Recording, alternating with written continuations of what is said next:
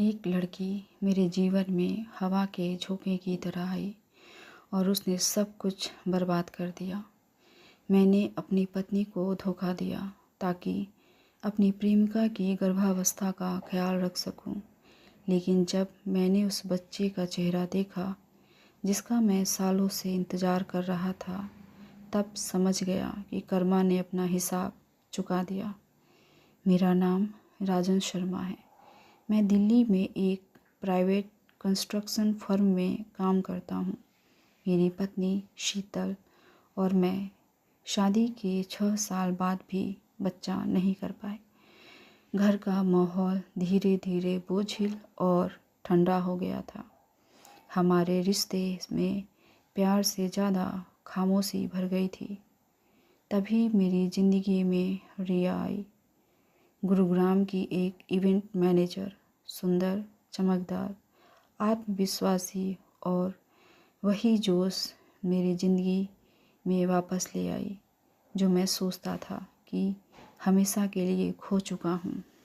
हमारी मुलाकात एक कॉन्फ्रेंस में हुई और कुछ ही हफ्तों में हम दोनों एक दूसरे की ज़िंदगी का हिस्सा बन गए। 4 महीने बाद रिया ने मुझे बताया कि वह गर्भवती है। मैं खुशी से पागल हो गया। वह ऐसा पल था जिसकी मुझे सालों से चाहत थी, जो शीतल कभी नहीं दे सकी। मैंने तय किया कि मैं शीतल से तलाक लेकर रिया और बच्चे के साथ नई ज़िंदगी शुरू करूँगा। लेकिन तभी मेरी माँ को हार्ट अटैक आया। डॉक्टर ने कहा कि उन्हें कोई बड़ा झटका नहीं लगना चाहिए। मैं डर गया कि अगर उन्हें मेरे अफेयर और तलाक के बारे में पता चला तो शायद वे नहीं बचेंगी। मेरी माँ को शीतल बहुत पसंद थी। बहुत खोजबीन के बाद उन्होंने मेरी शादी शीतल से करवाई थी और शीतल उनकी अपेक्षाओं पर खरी भी उतरी थी, सिवाय इसके कि अभी तक वो माँ नहीं बन सकी थी। ये सब विचार करते हुए मैंने तलाक का फैसला कुछ महीनों के लिए टाल दिया। इस बीच मैं पूरी तरह रिया के साथ रहने लगा।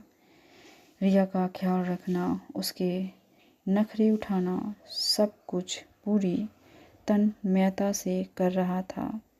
शीतल सब जानती थी लेकिन कुछ नहीं बोली, बस चुपचाप सब झेलती रही।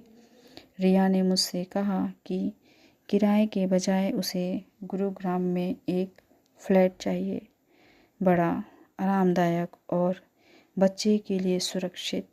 मैंने बिना सोचे एक बड़ा अपार्टमेंट खरीद लिया और किस्तें भरने लगा। अपनी सारी जमा पूंजी बिना कुछ सोचे समझे फ्लैट के डाउन पेमेंट के लिए खर्च कर दिया। उसने कहा, राजन, तुम सच में मुझसे प्यार करते हो? और मैं मुस्कुराया, बेवकूफ़ी से खुश। उस दिन जब सब कुछ टूट गया, रिया को लेबर पेन शुरू हुआ तो मैं पूरे 10 घंटे उसके साथ अस्पताल में रहा।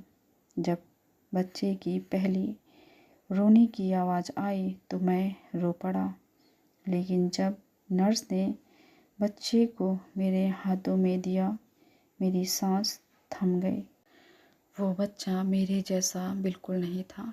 उसकी शक्ल हूबहू मेरे दोस्त कमल जलान से मिलती थी। वही आँखें, वही चेहरा। रिया ने मेरी शक्ल देखकर पूछा, क्या हुआ राजन? मैंने बस कहा, कुछ नहीं, लेकिन भीतर कुछ मर चुका था। अगले दिन मैंने किसी तरह कमल के बालों का सैंपल लिया और डीएनए टेस्ट करवाया। रिपोर्ट आई, बच्चा कमल का था। मैंने रिया का सामना किया। पहले उसने झूठ बोला, फिर सब कुछ कबूल कर लिया। वो बोली, मैं दोनों के साथ थी। मुझे नहीं पता था कि बच्चा किसका है, पर तुम अमीर थे और तुम्हें बच्चा चाहिए था, तो मैंने सोचा किस्मत दोनों की बन जाएगी। मैंने उसे देखा, उस औरत को जिसके लिए मैंने सब कुछ खोया था, और भीतर सिर्फ खालीपन बचा था। मैं घर लौटा। शीतल दरवाजे पर खड़ी थी, थकी हुई लेकिन शांत।